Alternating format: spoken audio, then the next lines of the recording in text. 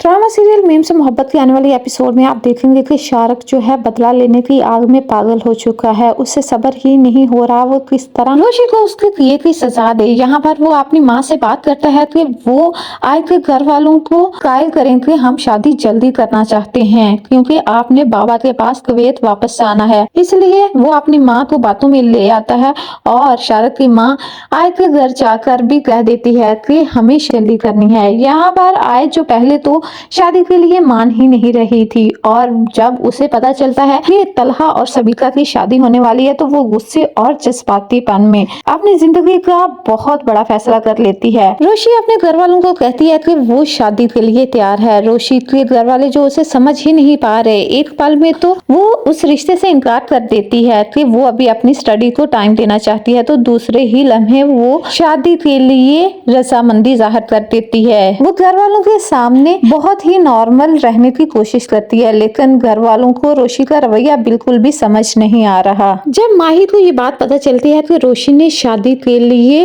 रजामंदी जाहिर कर दी है और उसे इस रिश्ते से कोई मसला नहीं, तो माहिर को ये सुनकर बहुत अजीब लगता है। इसलिए वो रोशी से मिलने आती है और उससे कहती है कि आखिर चल क्या रहा है। मुझे तो लग रहा था कि ये रिश्ते वाली बात पर तुम घर में खूब वावेला मचाओगी क्योंकि तुम तो सर तलहा से प्यार करती हो ना। यहाँ पर वो रोशी को कहती है कि आखिर तुम्हारे दिमाग में चल क्या रहा है। रोशी जो थी माहिर के गले लगकर रोना शुरू कर देती है। रोशी तो पहले ऐसे कंधे की तलाश में थी जिस पर सर रख के वो रो सके।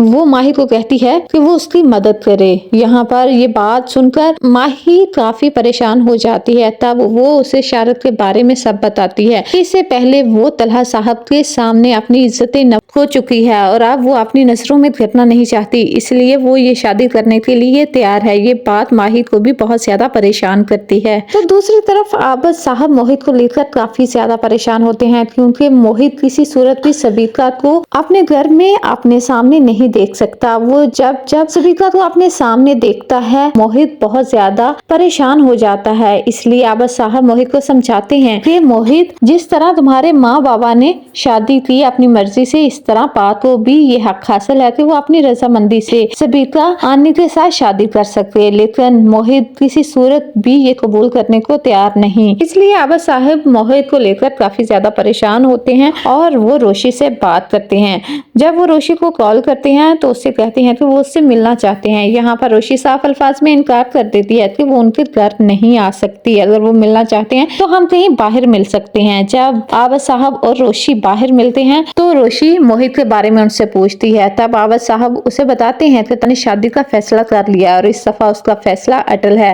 रोशी आबद साहब को कहती है कि वो यहाँ तलहा सर को डिस्कस करने नहीं आई, वो सिर्फ मोहित के बारे में और आपके बारे में जानने आई है।